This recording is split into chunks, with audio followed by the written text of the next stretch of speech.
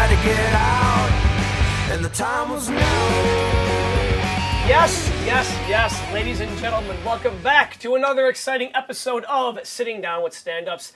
I am one of your co-hosts, Justin Sakarica. We have the Bean behind the scene, Daryl Bean, doing all the technological stuff, drinking all my tequila behind the bar, and sitting directly across from me, who I haven't seen in so long, the very lovely Elena Gonzalez. Elena, how have you been? Good, busy, so busy. Getting ready for just, it seems like everything's happening on top of one another this time of year. You know, you get out of the holidays and you think that you're going to have a break, but then everything just comes in and, just Valentine's Day, all of the... Valentine's Day, I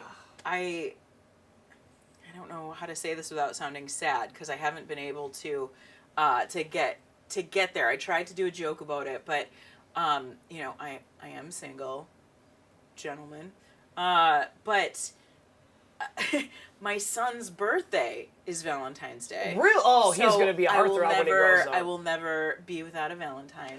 Aw, how wholesome. But it's like a lot, because when kids go to school, you've got Valentine's, so I've got to make sure that I've got Valentine's stuff for everybody in his class. But then with his birthday, so I've got to make sure I've got birthday goodie bags for everybody in his class. Then I've got the actual birthday party, which he turning 6, which for a 6-year-old is a whole thing with cake and balloons and the location and the thing. It's a lot, but it does help, because then I don't worry about, am I going to have a date for Valentine's Day? Because I know that gets a little bummer. You know, when you're younger, I think Valentine's Day means something. Now it doesn't fucking mean anything. Yeah? Now that you've turned 39, everything's just dark. Yeah, it's like, whatever, fuck it. It's another year closer to my inevitable death. But, no, I remember, though, I had this one ex-girlfriend who... every single Hallmark holiday or anniversary was the biggest deal in the world. And it's like, oh my God, you are killing me. Like, birthdays had to be extravagant. Valentine's Day, anniversaries, all this stuff. She literally one time, I'm not kidding, she celebrated our 1.5-year anniversary and didn't tell me. I was at her house and found my gift behind the couch. And I'm like, what is this? Like, did I do something nice for her? Realizing that it was a fucking 1.5-year anniversary, and I'm like, I have gotten her nothing, and she's going to be home in a half hour. I don't want to fight. So I got in my car, flew to downtown Farmington. I'm like, I need something, like pearls, jewelry, get me something. Got her a new set of pearls, flew back home, rushed, had everything ready. And she's like, oh my God, I didn't think you would remember. I'm like, of course, it's our 1.5 year. Classic 18-month anniversary. But yeah, I'm like, who celebrates that? That's intense. I mean, I was like, what the hell? Like, literally, like, okay, I get anniversaries, I get birthdays. Maybe for Valentine's, you do a nice dinner, you know. And like White Castle. Yeah, exactly. Which, have you ever gone to the White Castle Valentine's Day? No, but I love that they advertise that. I love that as well. Yeah. That, you know what, that's going to be my goal this year, is to find a woman who wants to go to White Castle with me. I mean, you know they're a keeper. Oh, yes. You know they are a keeper if they're like, I would love to go to White Castle with you and eat onion burgers and... And what do? They put like a...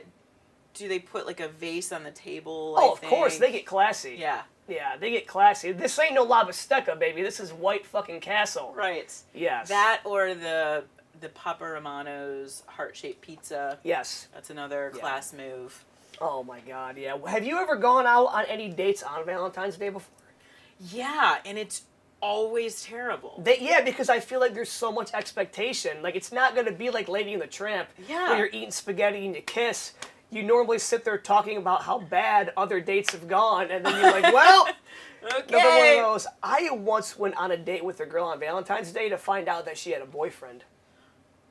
And I was like... Is it because he came to the table with a knife and that's how you found out? Or? No, but she just casually mentioned, that her boyfriend never does anything like this for her. And I'm like, okay, you could have told me that before I asked you out. And how does that, just the gall. Yes, the gall of this woman. Like, oh, my boyfriend never does anything nice. I'm so glad to have you as a pal. Yeah, and I'm like, like what? Like literally, like I haven't seen her. God, this was so long ago, and her name was Lacey. I'm like, Lacey, you could have said I have a boyfriend, and yet here we are. Mm-hmm. What the fuck? Like, it's crazy, man. Yeah. Like, you know. It always seems like not only the pressure from a relationship sense, but wherever you go, the staff is stretched. Everybody's on edge. Mm-hmm. So, you know, the kitchen's backed up. You're going to wait for forever. Everybody's in uncomfortable shoes and has spent too much time on their makeup. And it's just, it's too much. Yeah, it is. Dating sucks. Yes. It really does. It really does. But you know what though? It's part of life. It is. You know, yeah. I guess. Yeah. It is, but yeah, Valentine's Day and Shut then up, Daryl. Oh, my girlfriend's amazing. Yeah. We work on cars together and she's so cute. Yeah. Women love a man who know how to work the camera, apparently. Yes. Yeah. But yeah, I mean, you know what? That's just what it is. You know, that's how it is nowadays, and you just got to keep fighting the good fight, though. Okay. Yeah. I much rather spend time in restaurants with other people, just commiserating and venting. Yes. That's my go-to now. I actually saw something crazy at the bar the other night. I have never seen a man reject a woman so hard, and a woman try so hard to get a man.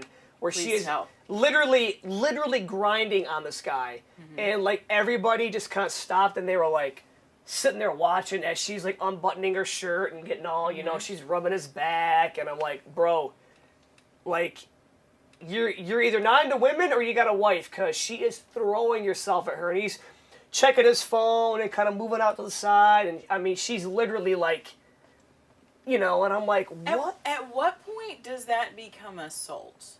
I'm pretty sure it started as assault. Okay. And I was like, okay, like, how much longer is this going to go on? And it got to a point when anytime we would go to the bathroom, I would walk around where they were at a few times just to kind of, like, wave, like, hey, I'm in the picture. Like, he wasn't into it, and she was not giving up. God bless her heart.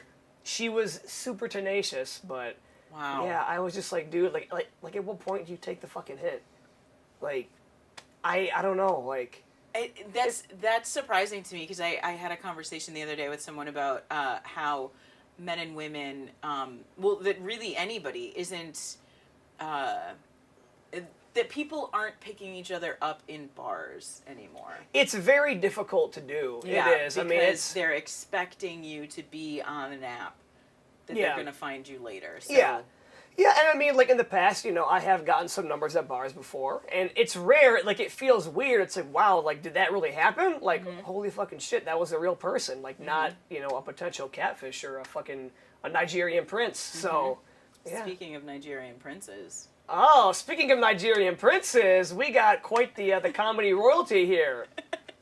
Yeah, our guest today is, he is a very well-respected comedian. Everybody loves this guy to death. I don't think I've heard a bad word about him, as opposed to myself. Yeah, and I know this man also has a talent where he can sing as well. Is that true? In Nigerian. He could sing in Nigerian, yes.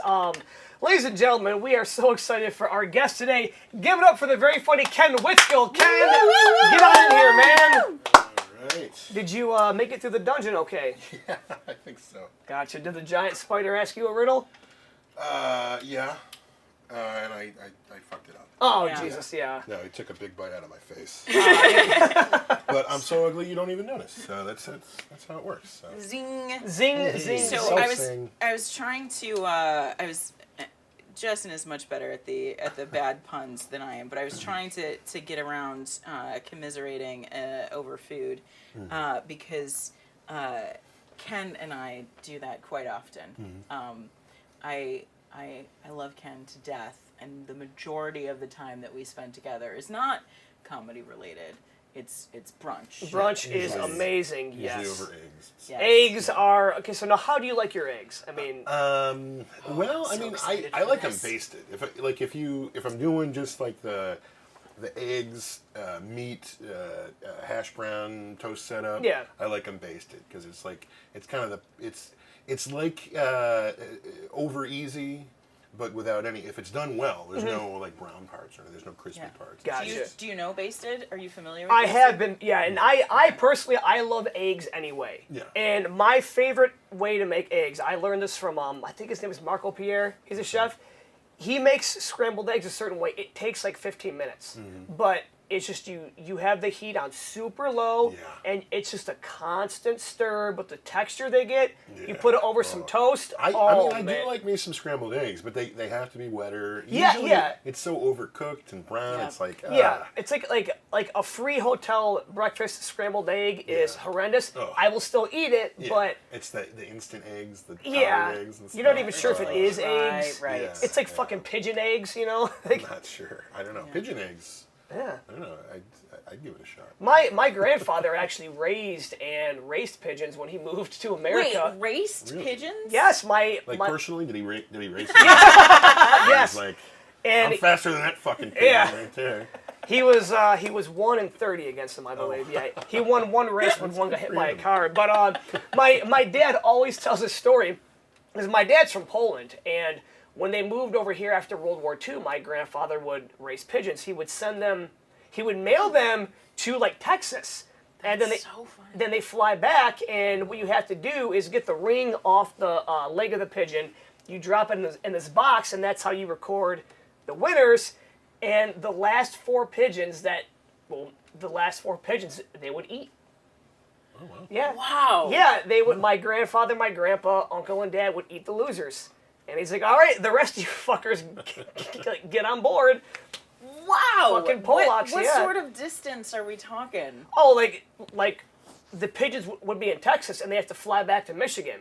Because they were homing pigeons. All right. Yeah, and, being old school, they ate whatever the fuck they wanted to. And I mean, I heard that pigeons originally were brought over to the United States. I don't know if this is true, but it was a delicacy back in the 1700s. So people used to eat pigeons. Yeah, and then they just went crazy, and now they're, the rats of the sky. Is there a difference between pigeon and squab? That's the same thing. Okay. Yeah, and there's actually a restaurant downriver. Eat squab. There's actually a restaurant downriver called cow and beef. Hungarian Rhapsody that I believe serves pigeon. Have you ever gone to Hungarian Rhapsody? I have not. But It is that the place that's it's right near the showcase, right? I actually haven't been there in a long time. It's because I know there's a Hungarian or like some sort of an Eastern European. Oh, some paprikash, it's so good. Yeah. I almost ate there once, and then we sat down, and the girl I was with was like, "I don't want to eat here." And I'm like, "Oh, okay." So we just said that her grandmother died. It's like, "Oh, sorry, she just died." Literally, she just got, run. She choked on a pigeon. There's still a chance that we could do CPR, so we're gonna try to get over there. Yeah. Now, I have her EpiPen, so. Now, being a breakfast man, which every man should be a breakfast man. Oh, yeah. Everybody should. Any person should be. Yeah, absolutely. It doesn't need to be genderized. Breakfast has always been gender neutral. We're gonna. That's our claim. Yes. Here it's sitting down and stand-ups. Breakfast is gender neutral. Yes. What are some of the best breakfast spots around here, in your opinion? Around here? And you as well, Lana, because with you guys commiserating over So food. that was actually a thing that I was trying to do that. Like, okay, let's not just go to the same place all the time, and let's look at this place or this place, and we went to one, and we branched out a little bit. We will at times invite others. You're talking about the vision board place that we went to? No, the place that we went to with the West Ward. Oh, yeah, that was cool. Oh, yeah. The West Ward. Yeah. Yes, we went to brunch with the West Ward, and the whole time we're waiting in line, Wesley was, and I'm not telling tales out of school. he was bitching. Like, he's like, see, this is why you go to cool diners, because you don't have to wait. We've been standing here waiting, now they're going to make us pay $17 for some eggs. And we went inside, and they had charcuterie board Amazing. on like Michigan, Yep. Michigan-shaped charcuterie board. Michigan. Sorry. Yep. Nope. That's Yeah. where I was You like were leading up to Michigan-shaped that. Yeah. charcuterie board. And Wes is like, oh, can I get a little? Can I get a? Oh, now. Yeah. Now you want to be in the fancy pants brunch, but yeah. Wasn't that place called Mimosas? Yes. Because I had a mimosa there. I'm like, well, if it's Well, in the name, yeah, I Yes. mean, yeah, you have to get a mimosa at Yeah, Mimosas. exactly. Yeah, and they focus on Don't go to Bloody Mary's though. She's especially that one time a week. Yeah. She's a bitch. But no, it's mimosa, but it's MI. Yeah. And then dot. Oh, okay. Because Hence it's like the- Yeah. Michigan, like it's a lot of Michigan, jams and sausages and stuff. Like Yeah. Sure. Local. Yes. Local, yes. yeah. But I don't know if we, and I don't know. Maybe I'm misremembering. I don't know that we've had a never going back there. Experience. Well, I didn't like the place we went to for the vision board. Okay. I wasn't a fan. Okay. No offense to him, but it was Yeah. just not my cup of tea. Fair. Yeah, I don't know. I'm a huge fan. We had been going to Hambo Okay. in Ferndale. Ferndale for a minute, which to me, like, for your money Yep. and for like the experience, because it's just a straight up diner. There's Yeah. there's no booze. It's Yep. not a brunch place. And it's centrally located. Yeah, and it's never too busy. Yep. So Which we is can always take a up good big thing, yeah. table. Yeah, and the food is always stellar, and they're usually cool enough that you can, like I like to get the Mexican omelet, but add jalapenos in it. Wait, they Yeah. don't put jalapenos in the Mexican omelet? No, I don't. What? think That so. Yeah, seems- it is weird. Yeah. I mean, it's white people. Yeah. It's still fucking Yeah. white people. Salsa means Mexican, or what? Yeah, Yeah. salsa. Yeah. Salsa sounds like salsa. No, Fucking ketchup and bell peppers, probably. Yeah. But then they'll also, it's like I don't know that we reached full on regular status, Yeah. but we were definitely like, oh hey guys. We weren't first name basis, Yes. but they recognized. Yeah, And they knew like, your oh, face. the chef made some extra cinnamon roll pancakes. Yeah, they'll Here bring you those go. in. Oh. Like Cool. that level of Tasters of they do a good coney dog. I've never actually had lunch there, but Yeah. their coney sauce. is Coney, cool. I That's why I like the Mexican omelet, because it comes with the Chili. coney chili on top. of it. Oh. Yeah, and the test of whether or not you are in good with the staff is to bring Diego Yeah. with you.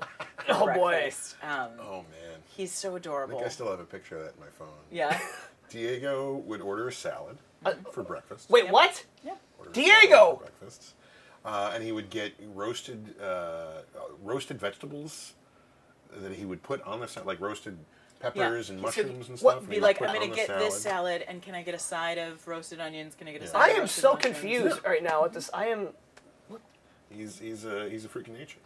Yeah, dude, it's breakfast, man. Like, there has to be eggs or some sort of sausage involved. I'm guessing he's Well, vegan or he is- vegetarian. he Okay. is He was vegan. just super. Oh, was he vegan now? Yeah. Oh, okay. I know he was like on a super hell kick. Don't they make vegan waffles or something? I don't think they have it at Hambo. Yeah, they probably they not. probably do in the world, but He has to be a serial killer. If you're getting salad for breakfast, like, man, that just like my whole day, like everything's been thrown for a loop right now. Yeah. no, but it was great, and it really was like when that happened, and then Lloyd and I are like, can we get chili and cheese on our hash browns and like a side of cinnamon roll pancakes and Yeah, like just biscuits and gravy on the Yeah. side. In addition, and they're just like, yeah, sure, Yeah. whatever, we're good, cool with it. we're good. Have you guys gone to the Bomber in Ipsy? Massive Yes. portions, like I'm talking know this place. obscene. Yes, On Michigan Avenue, yeah. Yes. Good spot. Yeah. If you are a portion person, go to the Bomber. Yeah. Now, and there's another place, and the name is escaping me right now. It's in Royal Oak. They have good brunch and good breakfast. They have like lemon blueberry ricotta pancakes, really good. Yeah, I think I know And what you're talking about. their big thing is apparently Oprah. By the way, Oprah, you've got horrible taste in grilled cheese. Oprah says that they have the best grilled cheese in America, Okay, and it that's not is like you don't put pears on a grilled cheese. So yeah. Oh, no. is that Ale Is that Mary's? Pinkies? Not Pinkies, not El Mar. It's like I Google. think I know what you're talking about. Yeah, and it's good, but it's like the grilled cheese was so like I don't know like. Yeah. I don't typically go in for the bougier spots. I mean, I don't mind them from time to time. But you're more of like a blue collar guy. I like a good. There's also another place in Ferndale. What is it? That's right on. It's the name of the thing. What's that? Woodward? No, it's. Let me pull it up. Cafe Muse is the place with the Oprah grilled cheese. It's Havarti. The mixture of cheese is Havarti, Fontina, and fresh mozzarella. Are they still putting pears on it? Maybe they wised up and took it off. Because when I went, there were pears on my grilled cheese. I mean, I like weird food combinations. Which, by the way, Ken, you've got to try the everything bagel ice cream. Oh, which I do have here. I do want to try it. Yes. Oh, yes, we have to do that. Yes. So, including basil, tomatoes, organic bread, the mix of 3 cheeses, then honey. And it doesn't mention anything about pears, but maybe somebody probably wised up and made them. Yeah. But so Maybe they changed it. yeah, but anyway, So yeah. Oh yeah. Shout out to Hilton Road Cafe. Great little spot on Hilton Road. On the north was side that in the like shopping center? No, it's a okay. standalone. I think it's right next to like a yoga studio. Okay. But it's kind of on a stretch of Campbell where there's not a whole lot other there. Okay. But also Flytrap's great too. Oh yes, Flytrap is amazing. Yeah, especially if you want like a Bloody Mary down there, they're kind of growing. yeah, I know Dan Turco mentioned Emily Sabo. Yeah, I think that's who I know. Okay. I can't remember the name of the bar, but it's like right in the square. Mm-hmm. It's kind of a historic venue. Gotcha. I can't remember offhand, but I'll let you know later. Please do. Yeah. Whenever you're ready, keep going. Yeah. So Also, Clarkston Union. Clarkston Union. Also, great spot for that's what we used to do in high school and when I was in college. Gotcha. For great hangover breakfast. So all I know about them is the mac and cheese. So Yeah, well, that was the original spot for it. But Sundays they do a great hangover brunch. So like when you travel for comedy, do you typically? Oh, you do comedy? I do Holy comedy. shit! Holy shit! You do comedy? Wow! Wow, I thought you were just like a breakfast guy, man. Yeah, sitting down with breakfast. That's or sitting down for breakfast is the new name of the podcast. So do you typically like say, okay, I'm going to be traveling here for comedy. Let me see what spots have good rated breakfast. Sometimes I don't travel a lot specifically for comedy most of the time. I mean, unless it's a bigger gig, I'm trying to get a little bit more into that. I travel a lot for like my day job. Okay. And I will look up sometimes breakfasts, but honestly, especially because I'll be working during the day, I'm just looking up where McDonald's is. Nice. And, like it's so bad. But what is your go-to McDonald's meal? For breakfast, you got to do the number 2, the sausage, egg and cheese McMuffin, and I'll usually, depending on how hungry I am, I'll either get a sausage biscuit, which is like the worst thing for you, But so good though. or one of the sausage burritos, Yes. which is a little bit healthy. Ken loves his sausage. I do love sausage. There's the slug line. Yeah. Ken loves sausage. Yeah. Are you a add cheese to the sausage biscuit or no? No, I like it straight up. Okay. It reminds me of when I was in high school. We used to be able to get breakfast sandwiches in the cafeteria. Oh yeah. Mm-hmm. And I remember, I think we were reading like a Jack London short story, and there was something about how when they went on the journey, they had the warm biscuits in their front pocket, and I always thought of myself as like, I'm going on the Iditarod. I'm a biscuit in my pocket guy. Yeah, exactly. So when I have them, I just like to pretend, I'm just traveling out into the mountains. When really you're just going down the road to Really McDonald's. just driving Yeah. down to McDonald's. I am such a sucker for a hotel breakfast. Like I can't. Yeah, if there's a free one, even if there's not a Yeah. free one. Yeah. I don't know what it is. I enjoy waffles in real life, I guess, but I don't ever really seek them out. Yeah.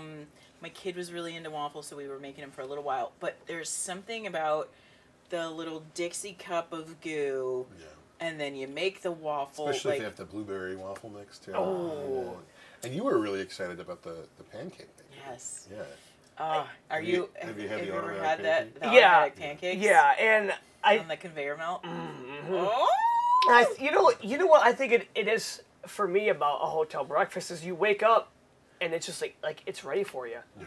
You wake up, you go down, you pile it on your plate. You have no dignity, Yeah. no self-respect. There is no dignity yeah. in that little You cafe just- area. Yeah. Wolf it down and then you're ready to go. Oh, and Dodging little kids. Yeah, get the fuck out of the way. Yeah. recently, this was the first time that I experienced the hotel breakfast as a mom. And it was, I'm not even ashamed, it was next level amazing. Because Really? I'm like, okay, you mean to tell me on this ridiculous vacation where everything is so stupidly expensive at this water park, before we go to the water park, I can load him up on eggs and bacon and waffles, and I can grab some yogurt and some fruit and some little muffins to store in our bag. Like, yes, I'm stealing from the hotel yeah. breakfast, but like, this is the greatest thing. So Yes. shout out to Hampton and Sandusky. I appreciate you and your mini muffins. I even, again, not too ashamed, but you take, here's my single mom tip.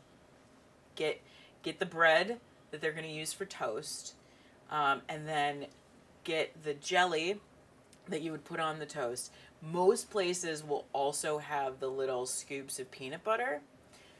Grab that, make a peanut butter and jelly sandwich for later, so you've got your breakfast and your lunch. Yeah. There you go. Also, have you ever seen the movie I Am Road Comic, which was a follow-up to I Am Comic? I have not. What is his name? Jordan Brady? The guy who actually Yep. produced it. Yeah, the guy I'm thinking of, who was the dude who did the history of comedy? Rich Schneider. No, he did the podcast.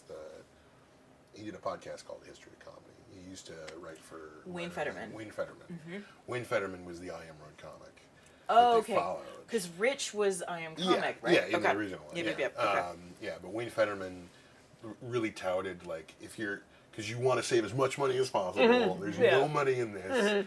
So when you're at, you at the Continental Breakfast, and he's like, you got to steal everything. Yeah. So you get breakfast and lunch and maybe dinner later on. So it's really, if you're on a budget, you go for the hotels that have the free breakfast. Yes. And steal everything. Yes. Well, it's not technically Not stealing stealing, if it's a free. You're just overindulging. Yourself. Yeah. Yeah. Yeah, and I mean, if you think about it, if you were staying in that room with two other people, well, then they would, they'd still be out the same amount of food, but you're just in that room by yourself. Yeah. So you're getting lunch and dinner. Yeah. So that is a great hack for the road. Now, do you have any good road stories as far as comedy goes? I mean, you've been doing this for a while. I'm sure you got something. Man, I wish I had. I just stuff that was fun. I was the first time I was in Madison. I still was close enough with a comic from Milwaukee, Sammy HR, who we just kind of, I think he's in LA now. But we, for a brief time, co-produced a show in Chicago. Oh, okay. And he had some pull with the Laugh on, is it Laugh? Comedy Club on State. Oh, Sorry. yeah. I was trying to think of it. It's a very basic name, but it's like the best club in the country for his audience. Really? Yeah. No shit. And I did the mic, and then somehow or another, I was able to get one of the early guest spots for John Doerr the next night. Nice. For his Thursday show. He was recording an album there. A lot of people record albums because the audience is the best one. And that was really cool, was being able to go up in front of this amazing 300 people who were you start, they laugh at your premise. Yes, yes. It's just crazy. Yeah. And then afterwards, I got to hang out with John Doerr, at the bar, and he was like, "Yeah, good set." I'm like, "Yeah." And we talked. He just filmed something in Michigan, so we kind of talked Michigan a lot. And I think it's just fun to be able to I know enough people where I can open certain doors. Yeah. John Doerr. Oh, damn. Ew. I'm rubbing off on you with those terrible puns.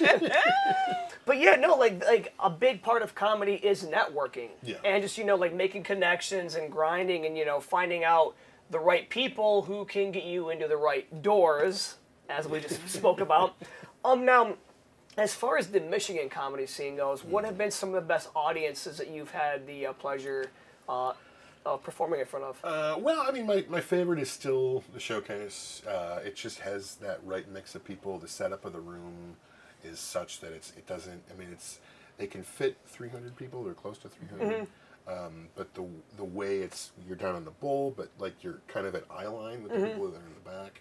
Like I love, getting to go up at the Comedy Castle, but it's such a big room. Yeah. It's one of those things. Like if it's full, it sometimes takes a minute for the joke to even hit the back of the room. Yeah. It's weird. Yeah, it's just the ceilings are higher. Yeah, it's just a different experience. Nothing wrong with it, but it's like it's not as intimate as Ann Arbor. And I've come to discover that a lot of comedians, at least from what I've been told, like a little bit more of an intimate room as opposed to some giant sea of. I mean, that's the idea. If you're going to be doing a club, Yeah. it should feel like there's a closeness to it. There's an intimacy to it. Yeah. And in that respect, I think that's why I'm in love with the Independent, because it's definitely a much smaller room. Different. It's a different kind of showcase, but because it's smaller and because it's a hip area, it's like even you go out there for the mic, like on a Thursday night or a Friday night, which they have mics Thursday, Friday, Saturday, which is a big plus. But there'll be a full crowd there. Yeah. It'll be 30, 40 people. And it's always a big, generous mix in terms of background and race and economic. I mean, you get kind of everybody, which is the same reason I love Ann Arbor. Yeah. And you don't get, it's not just suburbanites or Yeah, it's not yeah. just, kind of lake rednecks, I mean, you get, I don't want to. It's like a good Yeah. omelet. There's a little bit of everything in there. With jalapenos. With Yeah. jalapenos. Yes. So you mentioned that guy that you used to co-produce shows in Chicago. So I just want to take a step back, Sure. and talk a bit about that. So you're originally from Michigan. Yeah, I grew up in Fenton. Fenton, and we are gonna go back to that. We're not gonna go there now. Yeah, but another he great knows what I'm breakfast talking spot about. though too. But so you grew up there, and then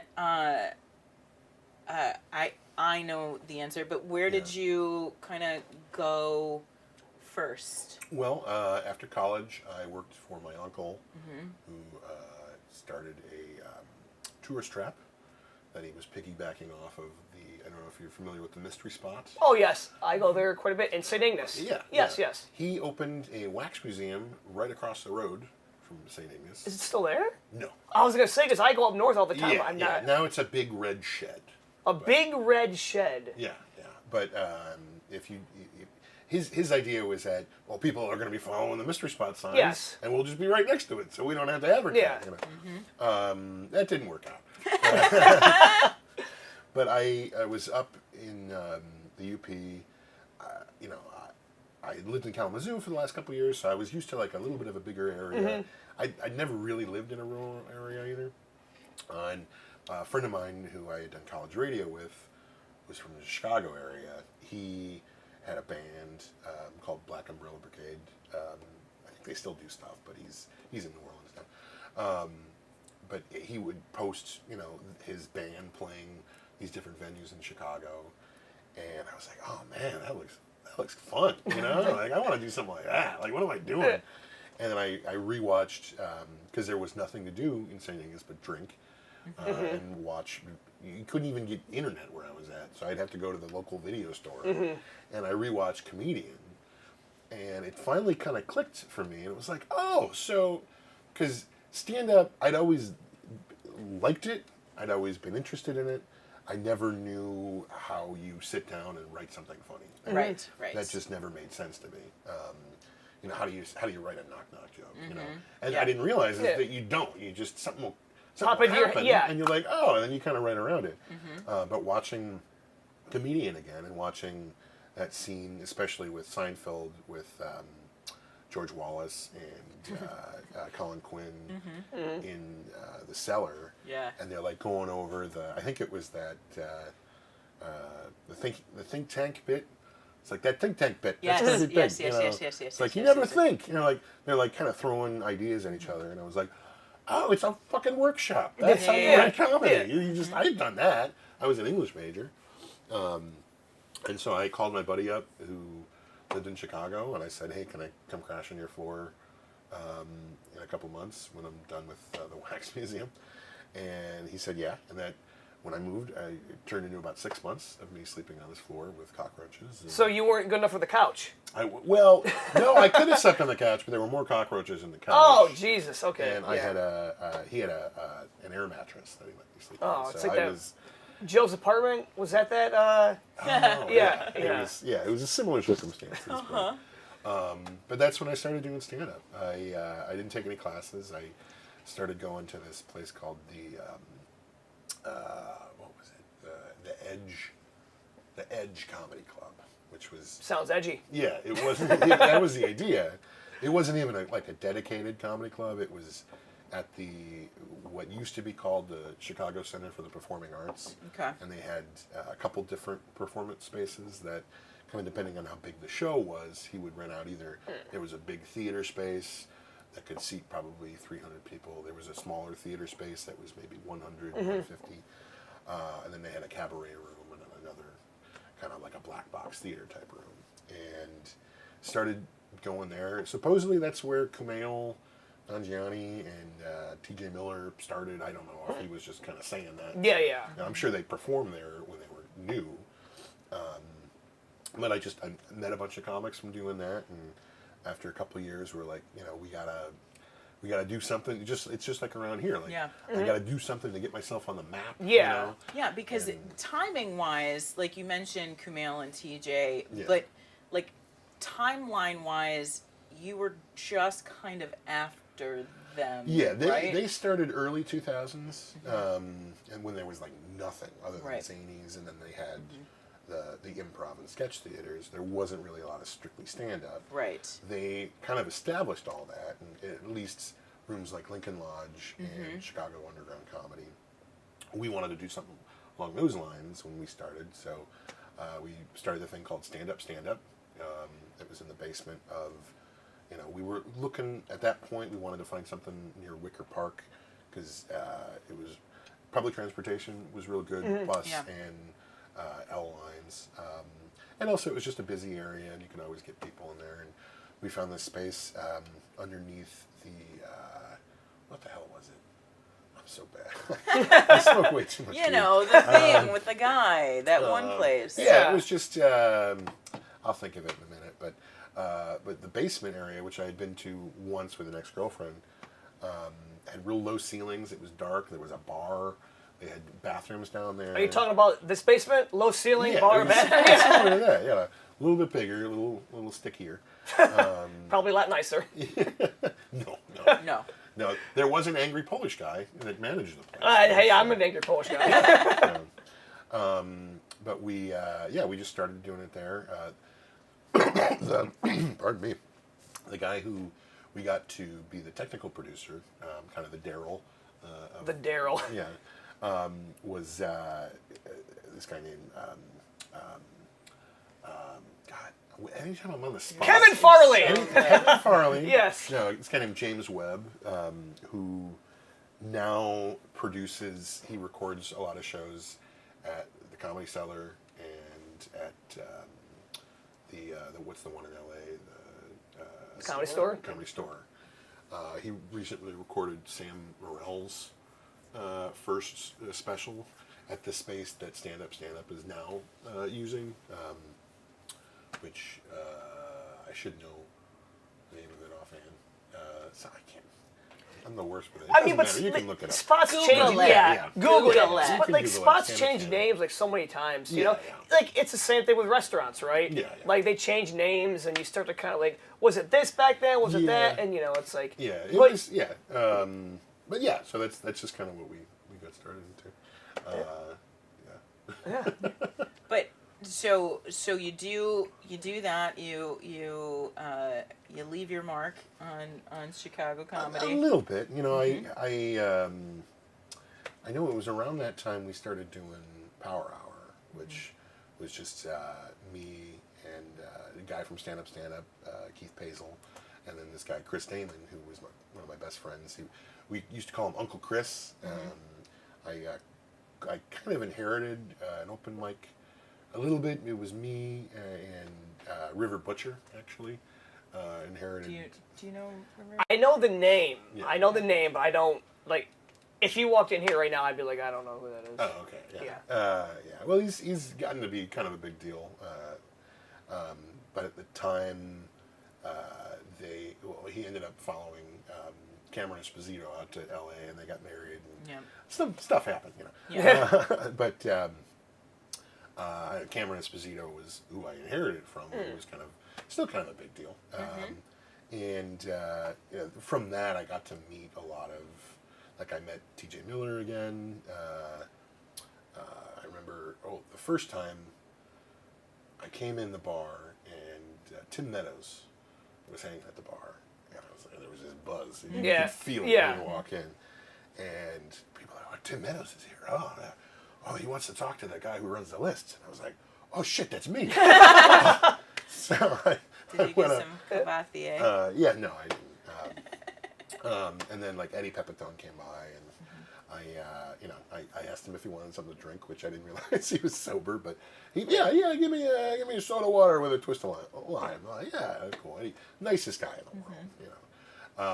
So you get to meet a few people kind of doing that. I feel like I want to sit next to the couch that you and Eddie are just having a conversation.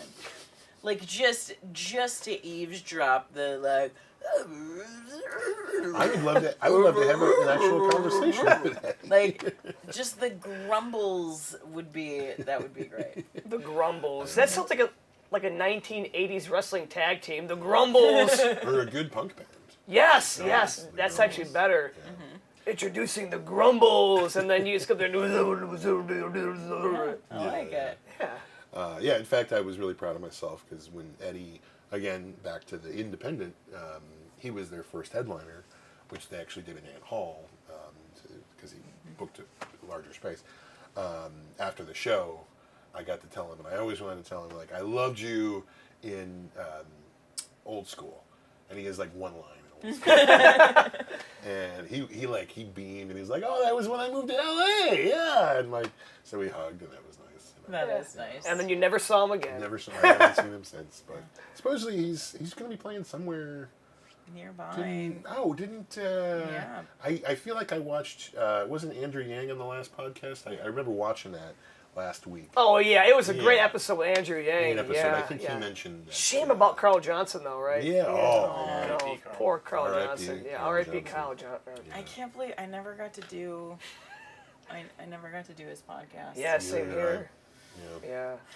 Yeah. I mean, I'm glad that I'm finally worthy of this podcast. So it's been, about 5 or 6 years. Well, a couple of hosts. Yeah. Wait, did we do it in the old one? No? Nope. Never? Nope. Really? Well, you can't blame me for that. Yeah, because okay. so you really never did before? Really? No shit. Yeah. Wow. I mean, I don't, especially with podcasts, I don't usually reach out a lot.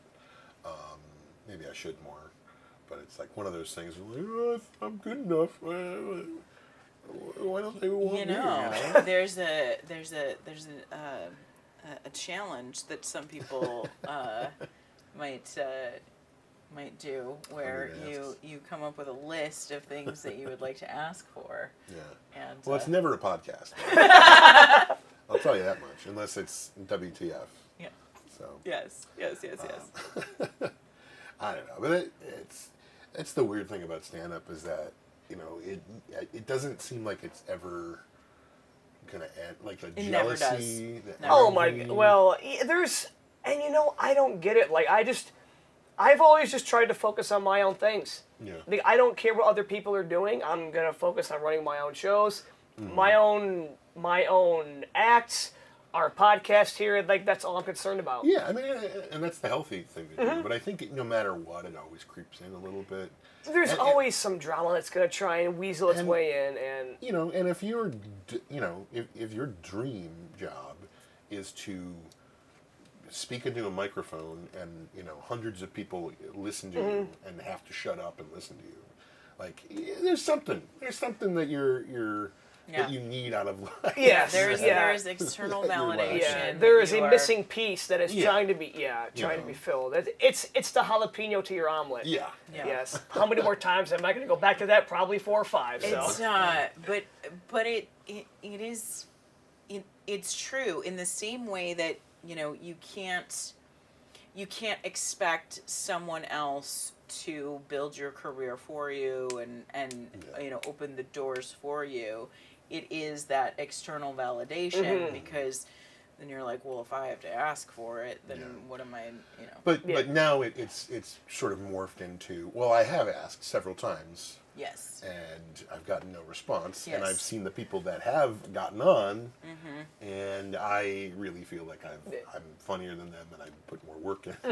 Well, plus too, like it feels good to have somebody say, "Hey, I want you on my thing." Yeah. Yeah, it's like, oh my God, sweet. I mean, when I would produce shows, that was one of my favorite things to do, especially if they were a newer comic. And you're like, "Hey, you want to do 5 minutes next week?" Or like, "Oh, I want to give you like somebody who's been, a decent feature for a minute." And you're like, "You want to do a half hour at our show?" Yeah. I'll see you do a half hour. Yeah, and like and that really does help with a confidence boost for them. Yeah. And let them know, yes, you are being looked at, you are being acknowledged. It's just, there's a lot of comedians in the scene, and there's a lot that goes into booking, trying to kind of piece everything together, Yeah. But I mean, to me, it feels so good to be able to give somebody that. Yeah, it's like, hey, you are respected enough and trusted enough to go on the stage and and make people laugh. But it is, I mean, it's a double-edged sword because there are only so many spots and there are so many people and to your point, it never ends. We've talked ad nauseum about other comics who have been doing it 30 plus years and you'll still hear them like, this motherfucker. Well, yeah, it's like it never it never stops. You get you get onto something and then you wonder why you're not on more. You get onto a festival and you wonder why you're not on this show or you start emceeing at a club and you wonder why they won't feature you. And it's like it's a never ending. There was a scene in did you ever see Mr. Saturday Night? Billy Crystal? Yeah. I don't remember much about the movie, but I remember a scene where they're watching like another, because he's a talk show host. Okay. And they're watching another talk show, and his wife and kid are laughing at that host, and he's just sitting there like, what the fuck? What's he doing that I'm not? Yeah. Asshole.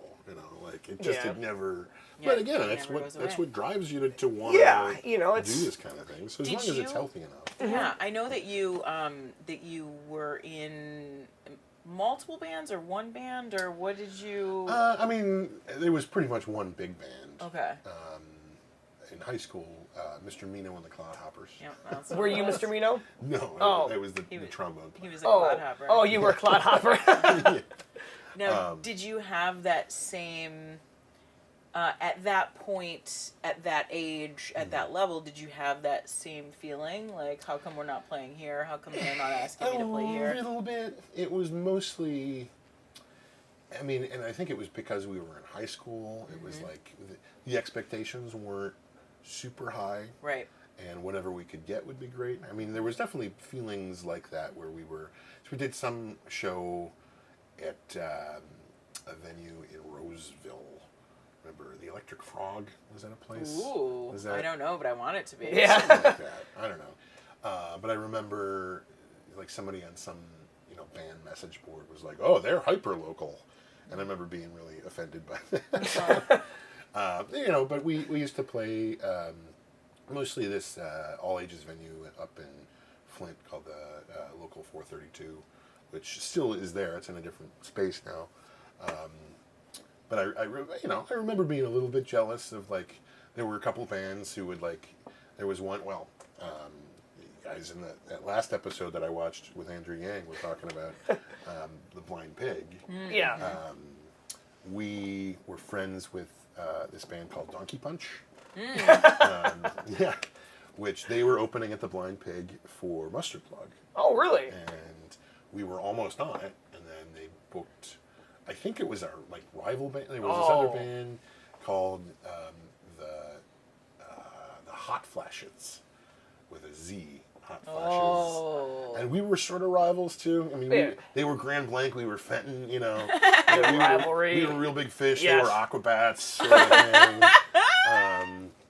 Finally, references Gerald gets. Yeah, and this guy, the lead singer of that band, I can't remember his name offhand, but but it was mostly because of the girls. Like, Gotcha. like, oh, this another girl that I like is in love with him, and I'm like, that's motherfucker. You know. Yeah, there's always going to be rivalry somewhere. Like we talked about. But I'm gonna bring it back around to Fenton.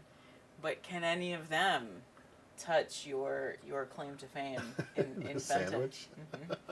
A sandwich claim to I fame. have a sandwich named after me. See, now that's better than anything anybody has ever done in the comedy scene. Literally, there is a place you can go, and we'll talk about the backstory and all that, but you can go into a restaurant, look at a menu, and, well, it might not be listed on the menu, but it is still possible to say, I would like to order a Ken Witzgall. I am going there when I get back from Knoxville, because I want to eat Ken Witzgall. Cool, yeah. So how did that come about? That was more so. I mean, it was the same group of guys that was in the band. There was a few more of us. Basically, it kind of started like there's this place called at that time it was called the French Laundry. Now it's just the Laundry. At that time, it was basically breakfast and lunch. They had a deli case, imported meats and cheeses, and you could get. I think Zingerman's was their bread supplier. Okay. Before they started, their own. Baking company. Crust now. Yeah. But we would go there for breakfasts before school and before drive to high school. And for a minute, I was driving everybody because I was one of the few people who had a car. I think when I was 16. Yeah. It wasn't a good car. I mean, nobody has a good car at 16. Right. But every Friday, especially, we would make a point to stop at the Laundry, and I typically usually the ringleader. I used to hang out there after school sometimes, or like on the weekends, writing and reading. And I was writing a play back in high school. Arithmetic? I wrote it there. Yeah. Okay. We used to do poetry readings there. I think just because I was just such a regular there when I was getting my an Eagle Scout. So when I was going through the Eagle Scout ceremony, my parents invited the staff from the Laundry to come out, and they couldn't, but they, in honor of me for that, they named a sandwich after me. And what is on the sandwich? It's a roast beef sandwich. Okay. With provolone, Russian dressing, and jalapeno peppers. Oh, right. See, again, going back to the jalapenos, I knew it is legitimately delicious. That sounds extremely good. I mean, any kind of roast beef and cheese is always just a good, and like a roast beef and brie sandwich alone is fantastic. So when you do roast beef, provolone, Thousand Island, and jalapeno, that sounds like it has. Yeah, well, the sweet and the spicy really. Sweet and spicy is great. So so basically, I'm gonna go to the Laundry, and I'm gonna say, I wish I had a roast beef, provolone, Thousand Island, and jalapeno sandwich. And they'll say, "Can we get you one with Russian dressing?" Oh, okay. Is there a difference? What did you say? What's the difference between Thousand Island and Russian dressing? Well, I know some places a Russian dressing is more like what I would think a French dressing is. Okay. Because how different is Thousand Island and Russian dressing? That's what I'm trying to figure out. I literally don't space, know. I don't think there is. Yeah. So I don't know. Yeah.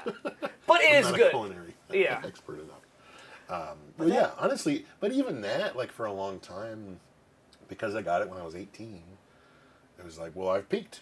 I'm never gonna get anything more than a sandwich named after me. I feel a little bit like that's still kind of come true. You need to strive to go to one of these breakfast spots and get a breakfast thing named after you. Yeah, well, I'm still pushing for it. Now, correct me if I'm wrong, because I might be. Doesn't Cody Calabra have a bowl named after him at Bobcat Bonnie's? Yes. It's it's a Thanksgiving style bowl, and are you aware of the story of how it happened? I am not aware of the story of how it happened. So it's like a, I'm gonna screw up the ingredients, but it's a basic like turkey stuffing, cranberry, corn kind of bowl thing. but it was on the menu, but it was only seasonal. And so Cody made a post and said, this is kind of BS, and why don't you do this year round?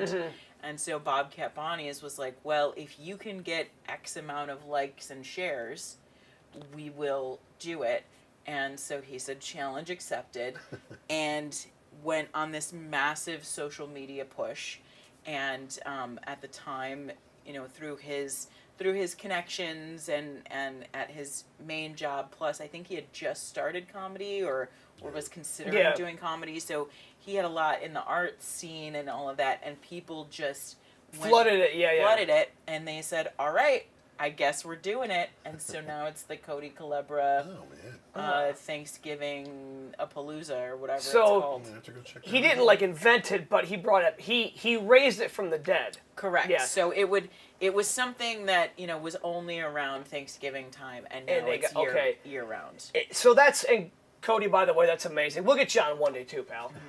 Speaking of raising things from the dead, my dad travels all the time, and I was not sure where you were going with that. Speaking of raising things from the dead, my dad, Carl, yes, but no, so my dad went to the actual Ben & Jerry's factory around Halloween. Okay. And they have a ton of discontinued flavors, but during the month of October, they raise them all from the dead.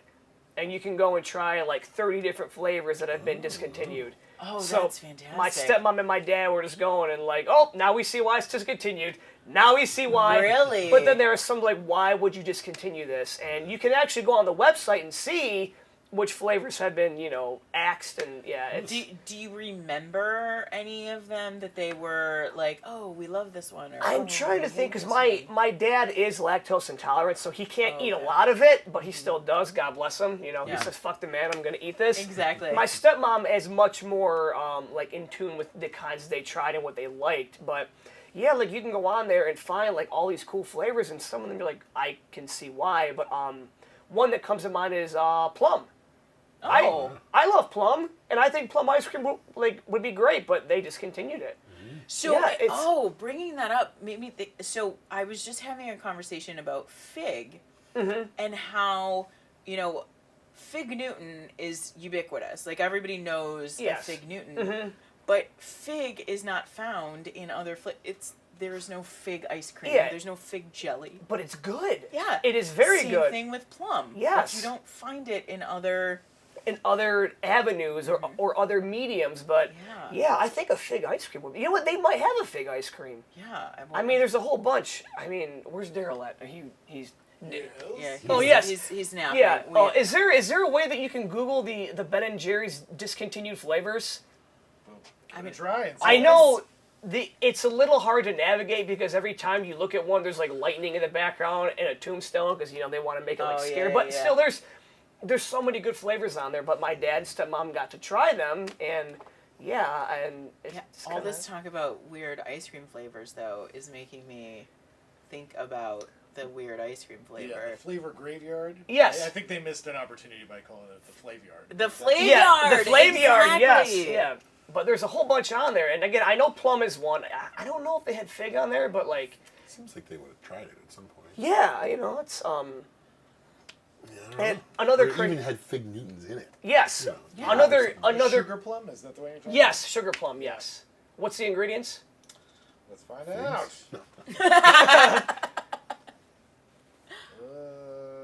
Does it give us any? It doesn't. Drum roll. It just says, it's rolled in our heads, it danced in our dreams. It proved not to be, though, the best of ice creams. Oh. I feel like that should be your next job as a copywriter Yes. for Ben & Jerry. Okay. Yeah. And speaking of Ben & Jerry's, while we're on the subject of food, and I could talk about this all day, at one of my old jobs, we had a consultant come on to help us with an ERP launch, and he was actually instrumental in inventing the flavor fish food from Ben & Jerry's. Yeah. So he smokes weed. Yes, he does. Yes. His name was Robert Horowitz. Okay. And he was a big fan of fish, and he helped them, and I'm like, dude, that's fucking amazing. That was my nice. favorite in high school. Fish food was great, yeah. Yeah, it's a little rich for me now. Yeah. These days I'm more into Americone Dream. Americone Dream is good. Solid. You know, I really do feel like, should I go get the ice Yes, cream now? yes, Okay, you yeah, should. I'm gonna unplug and get some everything bagel ice cream. Yeah, okay? we'll keep talking Yeah. ice creams. I will. You can talk as much shit about me as you want while I'm gone. So please feel free. So I will be back in a second. So what is your when you're looking at good ice cream? So the American Dream has what, waffle cone, chocolate. Yeah, caramel ribbons, and it's a vanilla. Okay. I think because I like chocolate, but I like kind of chocolate on its own. I feel Okay. like chocolate with other things, it's very overwhelming. Okay. Whereas like for a base, I think a vanilla vanilla is base a with little the bit, other stuff. Yeah, a little Okay. bit easier to take. You know, just like mint is just overwhelming. You know, or coffee is it's good, but like that's what you're primarily going to taste. That's interesting. So I'm very much a texture focus. So Yeah. I'll go a chocolate base with just about anything as long as there's some sort of textural difference. So the crunch of the waffle cone, for instance, Yeah. or Oh yeah, that's probably my favorite part. Of that. or like if I'm gonna make a what you call it, a blizzard of any kind, I will usually use a chocolate base and then some sort of fruity, nutty something or other. Okay, so for those who don't know, this is Jeni's ice cream. Jeni's ice cream is like next gen Ben and Jerry's. It's amazing. Yes. It is amazing ice cream. They have like goat cheese and cherry and like birthday cake, and where I get the snacks for the podcast, they have a special cooler for all the Jeni's flavors, and every time I go there, I feel myself being dragged over to that cooler, but this is the flavor of the day. Yes, so I've been following Jeni's for a while as just a fangirl, and you know you can order pints online and all of this stuff, and Everything Bagel is something that came out I think the first time maybe a year ago, and it got kind of a viral, like a mini viral, like, oh, that's weird, and I had to try it, and I realized how ridiculous of an ice cream person I am, because the pints are something like $12 or something if you order them online, but you had to get 6, I think, is a minimum. So I was spending like $80 on ice cream because you couldn't find it anywhere, just to try it. But it's cream cheese ice cream with everything bagel gravel is what they refer to it. And it says, a soul-shaking dancing with no music, kind of delicious. Buttery streusel laden with sesame, poppy seeds, and yes, onion and garlic, smeared through a subtly sweet cream cheese ice cream. Give yourself room to enjoy this. It works. It is. I mean, it's not like you're not going to get like a heaping spoonful and put it in a cone and eat it on a hot summer's day, but it is good. Daryl, I want to say you tried it before, right? Yeah. Yeah. What did you think of it, Daryl? I liked it. It was good. Oh, you can get a bigger spoonful than that. You can Yeah, I was just gonna kind of get some of the. frost off the top of it. Yeah. All right. All right. Clean you a space Now, so you can. Are dive in. you a guy that likes like sweet and savory mixed together, or? Oh sure, yeah. I'm not. I mean, I like sweets a little bit, but it's not like my thing. I love sweets. So absolutely. sweet and savory is Yeah. always a good mix too. Yeah, this is. Try it. It's weird, but It works. it's yeah, safe to say it's amazing. one of my favorites. What do you think, Ken? Oh yeah. The onion with the cream cheese. Yeah, but it's ice cream. Yeah. And you find yourself like you want to take more bites. Like it is genuinely good. Like I bought it originally like thinking, no, I'm gonna eat this and it's gonna be gross and it'll be some funny viral video. And I was like, this actually tastes quite good, and I'm very happy that I bought it. Yeah, no, with the garlic, it's subtle too. It's not. Yeah. None of it's overwhelming. I mean, cream cheese in general, I'm not. I mean, I need a little bit. Like if it's a little clumpy, it's too much for me. Jalapeno cream cheese, excellent. Oh yes, jalapeno makes. I mean, again, we're gonna keep talking about jalapenos until the day we die. But like, yeah, it's just My favorite pizza topping Pepperoni jalapeno. There you go, with Cajun crust. Those Cajun crust. You have to do the Cajun crust. Get some extra on top of the actual pizza. Oh, man. You know, I'm surrounded by pizza joints around here, too. I have Hungry Howie's, All In Pizza, Happy's Pizza, Little Caesars, Benny's. I still haven't tried Happy's. That's a Detroit thing, isn't it? It's not bad. No? It's not bad. Is it Yeah. what I've Detroit heard. only? That's what I've heard. I mean, it might be. I mean, maybe Detroit's the only place that it can survive, you know, but it is good, though. It is good, but Yeah. yeah, I mean, jalapeno pepperoni, Cajun seasoning. Sure. Yeah. There's got to be a jalapeno ice cream out there somewhere. There has to be. Oh, yeah, I'm sure. Yeah. I know there's a hot ice cream, like a cinnamon, probably. Probably Mexican chocolate. There's a chocolate with jalapeno, not jalapeno, but like sriracha maybe. Okay. They liked, or like the cayenne. They like a lot of chocolate has cayenne pepper in there. Okay. Another weird ice cream place, and I've got a kind of a sad story because it makes me want to choke somebody to death. So, the only flavor of ice cream that I genuinely don't like, I went to a place called Blank Slate in Ann Arbor. I don't know if you guys have gone. Yeah. So, yeah, Blank Slate does have good ice cream. They also have the worst ice cream flavor to ever exist. I love mint chocolate chip ice cream. Okay. Love it. Fun fact, that was Timothy Hey, McVeigh's last meal. Was Really? 2 pints of mint chocolate chip ice cream. Okay. Yeah. Wow. Yeah. So again, I mean, that's not why I love it, but That's something a sociopath would do. absolutely, yes, yeah. But there's a flavor of ice cream they had called garden mint. And I'm like, oh, garden mint. I like mint ice cream. I will try this. They put actual spearmint leaves in the ice cream. Vegetation in the ice cream. I got a big heaping scoop. I took a big bite and I bit down like, okay, we all ate grass as kids, right? You tried grass once or twice in your life, right? Come on. Yeah. Okay, I did. Well, I did. okay, Yeah, yes, yeah. thank you. Maybe when I was 2. Yeah. Well, I mean, you know, I did it when I was like 14, so. But no, like, you get that grassy flavor, and I'm like, this just doesn't work. And the guy behind the counter is like, you got the garden mint, didn't you? I'm like, yeah. He's like, let me get you the other kind. And like, I don't know why the one guy didn't stop me and like, do you want to try a sample of this? Because it was not enjoyable in any way, shape, or form. Wow. Yeah. It's like lettuce in your... Yeah, like, it was so crazy, and it's just, that did not work. Like, Yeah. I don't get it.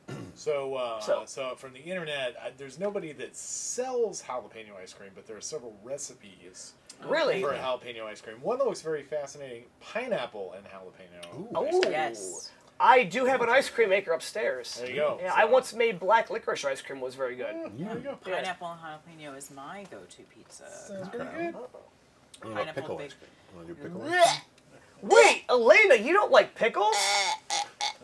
This is news to me. So I thought you were a shocking. big pickle fan. Yeah, I thought you loved pickles, Elena. It's funny because whenever I make a new Facebook friend, eventually they will come around and go, so do you not like pickles or do you love pickles? Because I see a lot of pickle content going into your social media. That's like 80% Mix. of your Yes. content. Yes. And yeah, there was my favorite was I'm blanking on who it was. Oh, and that's gonna be I feel so bad because I can't remember exactly who this was, and I will go back and look for it. But someone posted pickle vodka on my page, and they were like, I felt like this is where I'm supposed to put this. And I reacted with the pukey face or something. And then they messaged me. They're like, yeah, I wasn't really sure if you were like into it or super against it, but I knew that I should post it on your page. And Ken's really been keeping that dream alive. The pickle train rolling. Pickle train rolling. Yeah. Yeah, something comes up, I have a few people who are like, they would like this, or they would hate this. And in fact, my friend James Webb, who I mentioned earlier, he just turned off the option for people to post on his Is it because of you? I'm pretty sure. Nice. And for years, I would send him the worst stuff that was disgusting. Like, Yeah. I think the last one was there was a taxidermists who had made butt plugs out of squirrels. What? And so I posted that on his, or something like, "Oh, I got cum in my beard" or something. I don't know. So yeah, Oh, you can't do that. that's fantastic. I don't know why we shut it off. Yeah. You leave that on. Wow. Yeah, I do feel the most informed about any pickle trends. Like someone, The pickle pizzas. yeah, the pickle pizzas, low carb pickle sandwiches. Like, oh, there's a restaurant that does pickle sandwiches. Yeah, I learned about Pickle that, slushes like, 8 at months Sonic, ago. I believe. Ooh. Yeah. Mhm. Yeah. Yep. Yeah. I love pickles, but I don't think I would get I mean, I would try it, but The Snickles was a thing. Oh yeah, The Snickers with pickles. Yeah. Yeah. I mean, I like pickles. I don't. I'm not obsessed with them. Mm-hmm. I like a good, especially a new pickle. a new There's this- pickle. Yeah, because they have the old dills and the new dills. Ah, And- okay. There's a place right across from where I live in Oak Park called the Bread Basket. Yeah. Oh, They make their okay. own pickles. Yeah, there's one and right down it's, here, too. Like Yeah. amazing. I don't know what it is, but I mean the sandwiches are good, but you get the new pickle and it's just like The crisp and the. it's not even that crisp. It's just Have you- I don't know what it is. It Favorite just thing melts in about your Bread mouth. Basket, it's my favorite corned beef sandwich. I love that deli, but my favorite thing about Bread Basket is that they put their pickles in a plastic bag. Yeah. So it's They protected. Don't, yep, they don't You are put it in protected paper. from. They don't wrap it with Get the the pickle sandwich. juice everywhere Yep, it's and- a plastic bag. Have you had McClure's pickles? Oh, is that it's a brand, It's a local right? brand, yeah. Yeah, no, I don't think so. They're I very don't- good, but they're very expensive. Okay. But they are I'm not quite going to spend that delicious. much money on pickles. On pickles, I- yeah. You know, I'll get some, sweet and sour pickles or something to throw on a sandwich. But I normally it's a garnish. Gotcha. I don't seek it out too much. Where does your hatred of pickles come from? It doesn't click on your palate. You're just not. Yeah, it definitely. I don't like it, but what makes me actively against it is that I feel that they are the most invasive food. So it's one thing to be a flavor I don't like, but if you just stay in your lane and I can take you off and move you over, that's fine. Pickles don't work that way, because a pickle, if you get a cheeseburger with pickles on it and you take the pickles off, the pickles have infected the bun. Infected. They've infected the cheese. They've infected the burger. You will taste that it doesn't matter how much ketchup or mustard or hot sauce or whatever you try to put over it. The pickle is always there. If they put it on the side of the plate, it's oozing into the fries or the chips or whatever's on the side or at the side of the bread. Oh, I love that. There's no escaping it. So that's where the vitriol comes from. It's kind of like pickles are like the Will Ferrell of food, because even if he has a small cameo in a movie, that's all everyone talks about. Yeah. Like literally, that's all you hear about. It's like, oh yeah, Wedding Crashers was great. Will Ferrell was in it for like 5 minutes, or like Austin Powers, Yeah. Yeah. It's like, yeah, so pickles are the Will Ferrell of Yeah, food. there They're we just- go. Yeah, not everyone's cup of tea, but Yeah. That's how I've always felt about mushrooms. Because I What? don't think there's not really a flavor to mushroom. I mean, Well, no, there's a funkiness that just like you can tell. It's just something that's a little. I love mushrooms. It's a little, I don't know, not briny, but it's a little. It's like dank. It's Umami. yeah, It's like dank. yeah, It's yeah, like you're umami. Yeah, eating- it's like a yeah. dank flavor, but It's I love like mushrooms. I'm licking the somebody's toe fungus. And it's like you put it on pizza, it gets in the cheese. You put it on a burger, it gets into the bun, and like even if you pick it all out, there's like this residual funkiness. It's like I can't get away from it. It's kind of weird because I like cucumber, but I don't like cucumber in my sushi, and I feel like if I eat any kind of sushi that has cucumbers, for some reason that's all I taste. Really? But cucumber is a very mild flavor. I think you're full of shit. I swear, and again, I do like cucumber, but like, Cucumber has almost no taste. right? It's the Which is most, the craziest like, thing. Okay. It's so weird because like Sure. I love spicy tuna, but if I get it and they ram cucumber in there, I'm like, it's fucked. You know, I just want my spicy tuna. Yes. To me, that's more of a textural thing. Like, It could be. You crunch into Yeah, it. maybe I'm focusing. And again, I do love cucumber and I love pickles. Do you like cucumber, Elena, or like is it like when it becomes a pickle, it's like a the dill werewolf? that you don't like, right? So I have gone down the road of trying to figure out what it is. I don't enjoy cucumber. I don't hate it, but I don't seek it out. Gotcha. And the first time I ever had sushi, which was like 2 years ago. What? Yes. Wow. I avoided sushi for a very long time.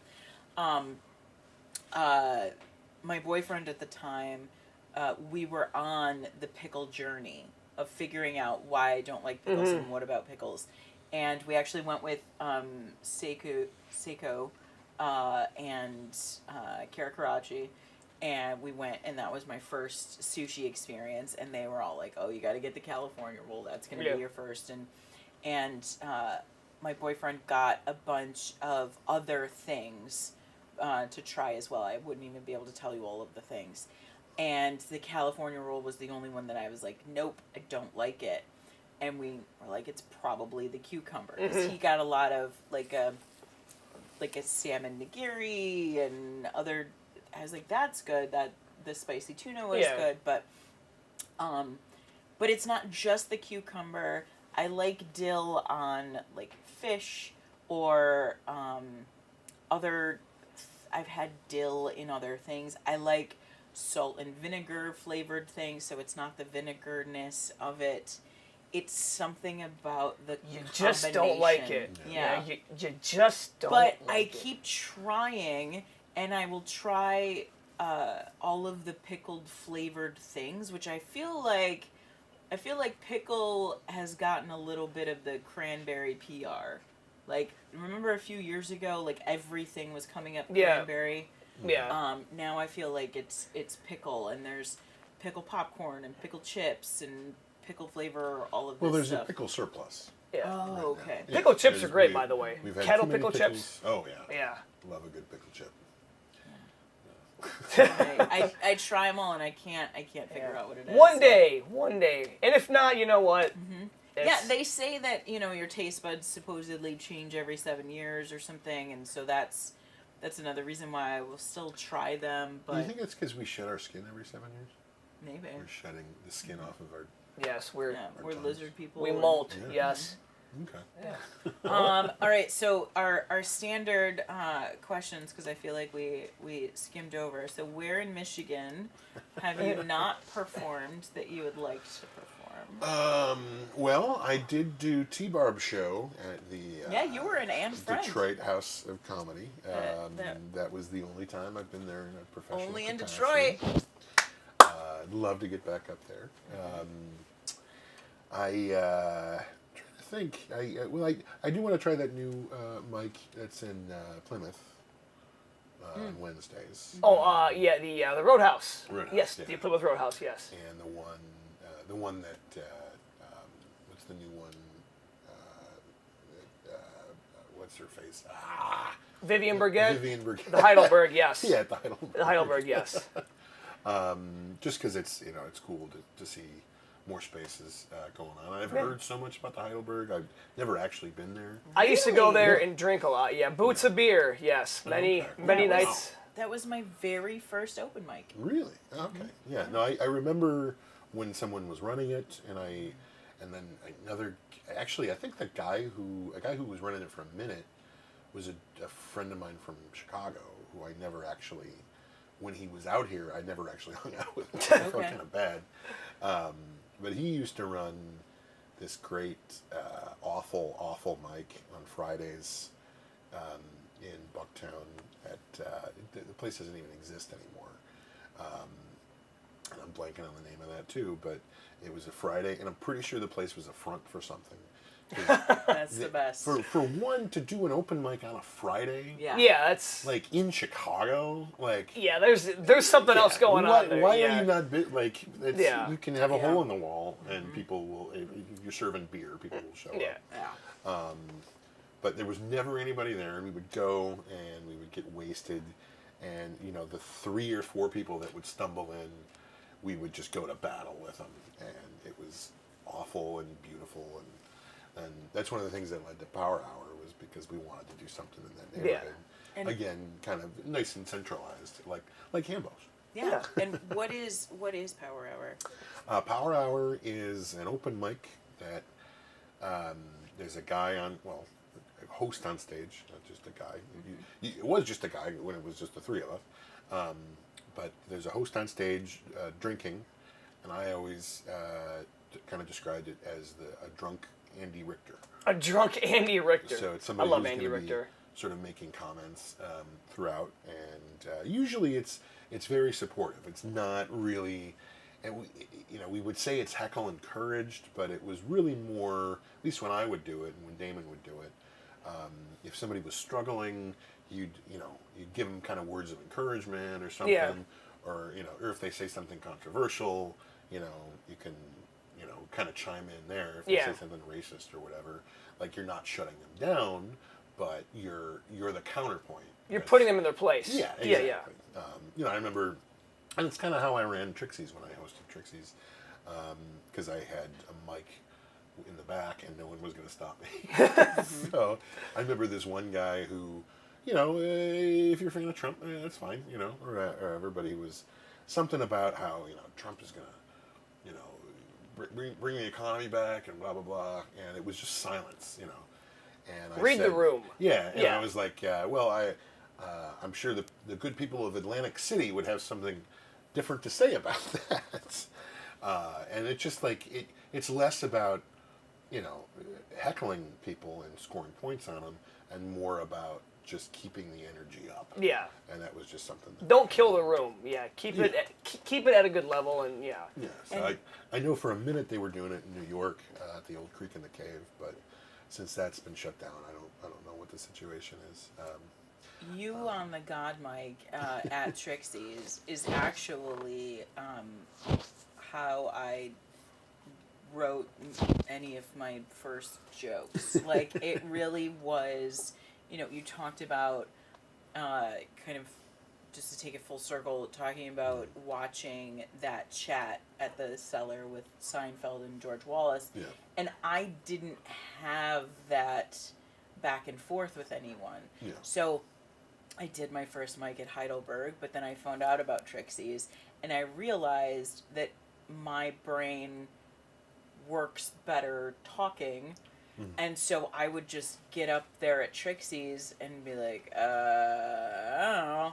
And I would talk for 2 minutes, and you would say something, and then I would say something back. Yeah. And that's when I was like, oh, maybe there's something to that. And then I would actually take that and work on it. So, Yeah.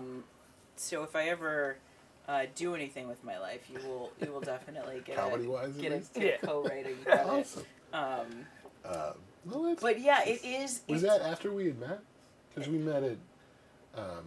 I think that- I knew who you were, but we definitely weren't we weren't brunching and No. like tight at that point. Yeah, but I remember because we met at Comedy Rumble. Ridley's, right? No, Or the no- one in Hazel Park.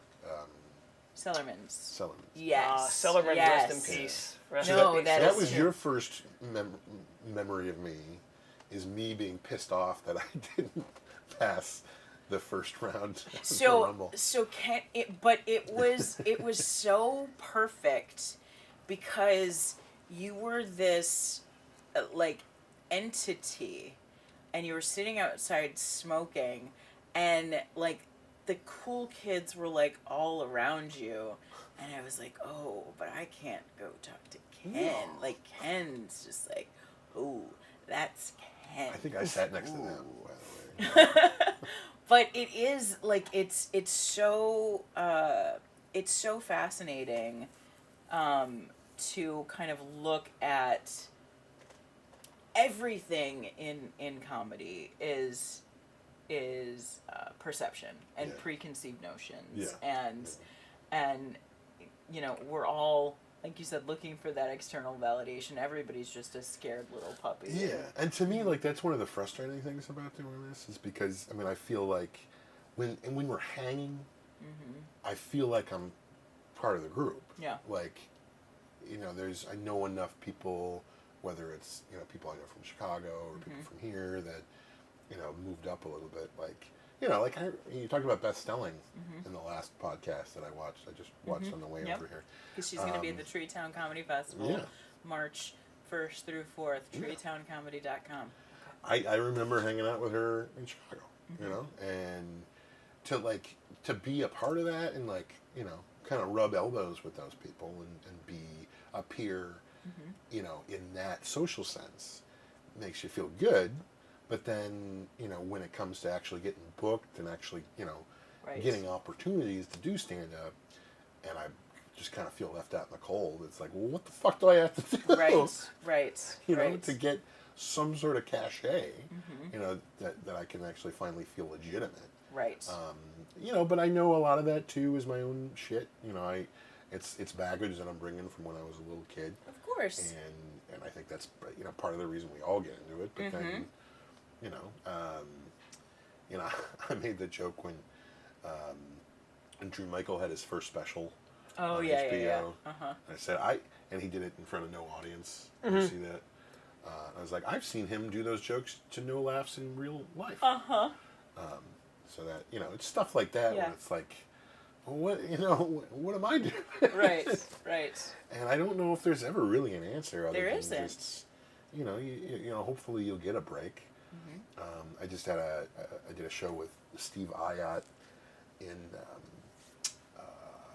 where the hell was it? Doesn't matter. It was Pentwater. No, that was where I first worked with him, but it was up north, and he. But by the way, he was booked as Scott Lott. Oh, Scott my Lott. gosh. Scott. They always put his name as Lott because Ayotte. It's Yeah. IOTT. But it looks like an L, so Yeah. I can understand They the. completely butchered it. So I was like looking it up. I was like, "Who the fuck is Scott Lott?" You know. I'm like, no, it is Steve, right? You know. But he was even saying, and I've been kind of struggling with this the rest of the weekend. And he wasn't talking about me. He was talking about himself. Where he's like, you know, they remember early on I heard that rule where, like, the 8-year rule, like, if you haven't made it in 8 years, you won't. Really? Yeah. But to me, I mean, even though he was talking about himself, like, to my mind, he's a working comedian. Like, he's made it. You know, I mean, you don't have to have a shit ton of TV credits in a movie to say that you're a comedian.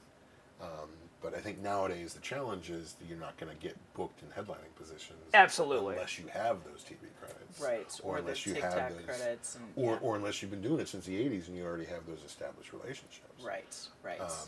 So it's just that kind of this weird limbo where, you know, I that's why I need to get on TikTok, and I have a TikTok account. I haven't posted shit on it yet. Yep. But it's like, I know that's how Mark Normand, I think, caught a break, was through doing stuff online, or YouTube videos and stuff. Yep. And even that's changed. So you don't, like, you never really know. To me, I think making it would mean making a living at it. And, you know, I'm not there yet. So, I don't know. It's all weird. But it's still fun. I enjoy doing this stuff. And I need to. I've tried to quit several times and I can't. I think a lot of people have tried to quit several times. And by the way, sorry, I've been on my phone. I'm ordering barbecue for my family later, and they're like, you guys do know I'm recording a double today, and they want me to be the one to order my own birthday dinner, and I'm like, geez. well, you guys could do it for. So I apologize for being on my phone. I am listening, but you know, I don't want to be that rude asshole. Like, he was on his phone. I am ordering barbecue, by the way. So What are you getting? We're just doing Famous Dave's. But what are you getting? I am getting the hot link sausage. Okay. I fucking love the hot link sausage. Yeah. My mother's getting a salmon salad. My sister's getting the hot and sassy salad. Her boyfriend's getting the devil's spit burger. Hot and sassy. And again, they're going through me, and I'm like, why are you guys going through me? I am busy doing things while you're not. It's my birthday. Yeah, which I am very excited to get my cake later on because I'm sure it'll be a good one. So, What is your request birthday cake been? it doesn't matter. My mom gets what she wants. Okay. My mom is the cake woman. I'm like, Mom, I don't care. You get what you want because you're going to eat the majority of it. But usually it's like a white chocolate coconut cake. It is Sounds white. delicious. You will see pictures on Facebook. Yeah. But anyway, about the whole thing with quitting comedy, I think it's gone through a lot of people's mind before, especially now with all the drama that's been going on. But you know what, though? You have to just blow past it, man. You know, if you seriously enjoy doing it, you have to keep at it. Like, for real. Yeah, you need some sort of an outlet no matter Yeah. what you do. And, you know, I do love that other people have felt this way before. You know, and they're like, well, you know, I don't know if it's for me, but when they're talented enough and they're good enough and when they get brought back in, you can see the reason why they do it. Sure. You know, and the one thing about you that I always remember, I'll never forget, it was one of the first times I saw you perform, and I absolutely loved it because you had me so fooled. You do that callback joke where you tell the same joke about ADD twice, and yeah, and I literally thought you had just told the joke again. I'm like, oh, this poor guy, I forgot where he was at, and it was a callback, and I'm like, oh, it's fucking genius. I don't know if that was me. No, I swear to God, it was you. It had to be you. I don't think I've done that joke before. You had to. I swear. I mean, I've done repeat jokes. Like, you know, you kind of riff later on. But I mean, I could have swore it was you, unless my mind is just going, like, downhill. Tom Swan does something like that. No, it wasn't Tom Swan. I know I'm often confused for Tom Swan. No. You've got a full head of hair and less skin tags, so Oh, come on. everybody I makes mean, fun that's of a it. cheap shot, though. It is a cheap shot, but yeah, Your face looks like a skin tag. I know. Exactly. I'll never forget. Were you on the roast of Rob Schneider? When No. there was a pretty I was never a good enough comic to do anything. there was a pretty harsh Tom Swan joke on there, and I was like, oh my God, it was. But he was a good sport about it, you know. Because Tom is a nice guy, by the way. He's a very nice guy. He does a lot for the scene, so you know. If he watches this, he'll probably ban me from the fucking Tiki Beach, and I'll never be able to go stare at the horrible artwork again in the background. So Don't mention it. Don't bring it up. yeah, but Tom, we love you. So You know, all this backpedaling is how you stay in shape. yes, exactly. Yes, I am constantly backpedaling and running from people who want to kick my ass. That's exactly why I run, to get away from people when I do that. But So, yeah.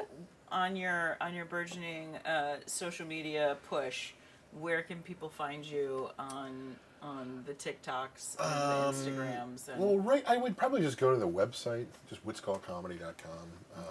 It's got my Instagram link on it, but Instagram, Ken Witzgall, or it might be K Witzgall. I always fuck it up. It's either Ken Witzgall or K. I think if you look it up, it'll. yeah, Okay. You'll Are find your dates on your website? My dates are All right. so far. Witzgallcomedy.com. Yeah, this is coming out mid right now. This is It'll Mid, probably late Feb. mid-late February. mid-late Yeah, February, yeah. So probably have already done the third Diva Cup. Yep. I just judged the Diva Cup. Crazy how Carl won it and then died immediately. Yeah, it's insane. I know, man. Crazy. Yeah, So that was my favorite thing about the Diva Cup. So I competed against Ken. I never really want to do that again. I don't enjoy going up against him because, in case you haven't realized, he's fucking funny. But I was surprised I made it to the next round, and you know, it's the Diva Cup, so just everything that you can think about with the Diva Cup. So it's myself and Heather Kyle, who is also, oh my gosh, hilarious, and all of these great, talented performers, and a straight white man wins the Diva Cup. Finally, we brought it back. Yes, there you go. It Yeah. belongs. Yes. We will hand out.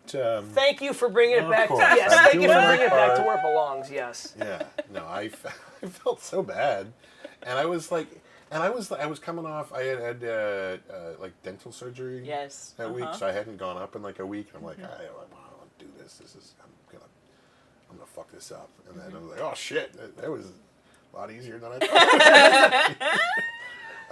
But no, I mean, everybody was fun. And I think doing that, too, there were so many people who were new.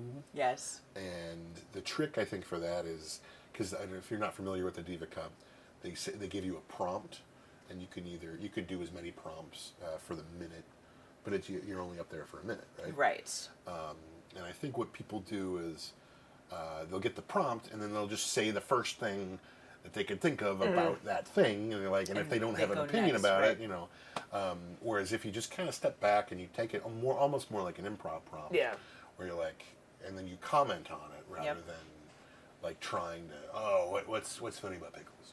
Yeah. Mm-hmm. Yeah. It's like, well, Paulina loves pickles. Mm-hmm. Yeah. No, it really, I strongly agree with you there. Like the people who did, 1 to 3 prompts, I feel like had better output than the people who did, 17 or 18. Yeah. I mean, to each their own. Yeah. But if you're looking for tips to win the next Diva Cup, there you go. Which we don't know. Diva 4. We don't know when Diva 4 is going to be. No, but we'll know soon enough. Yes, we will. But yeah, after this, I should be on. We're doing that thing. That was great. Yep. We did a game show. We already did it. Yep, we already did a game show. That was fantastic. And my voice, that's why my voice is shot right now, because I was the announcer for it. Yep, Ken was the announcer. Yep. Hopefully, in the past, my voice got good enough to be able to legitimize myself. It was beautiful. Yeah. It was beautiful. That's the one thing I'm really terrified, because we are recording this before the Traverse City Fests, and I'm supposed to be hosting the karaoke for the last night, and I can't fucking sound like that. I can't sing at all, so I don't know what I'm going to do. Lots of tea and honey and all of the things. Yeah, probably shouldn't be drinking. But you're going to. Yeah, well, I'll try to moderate it. But This is so. This has been fun. Yeah, again, I'm just, my family is ridiculous. Like, hey, you're the busiest one. Order shit while you're doing a podcast. Like, there's going to be some talk at dinner and cake tonight, I tell you what. But no, this has been great. At dinner and cake. That's yeah. I absolutely love the fact that we were able to talk so much about food on this, because it's, you talk a lot about comedy. It is a comedy podcast, but to branch off into other things that people love, I think it's great. Because now we have to exchange brunch ideas and potentially all meet up for brunch and, get jalapenos and everything. Yeah. So. Yeah, sure. Let's try it. Again, Ken, it's been fantastic. Yeah. Can't wait to have you back. One of these days, I'll get you on my show soon as well. So. Awesome. Yeah. Yeah. So, again, we hope to have more than 18 subscribers by the time this episode premieres. Thank you so much for watching, liking, and all that fun jazz, and we will see you next time.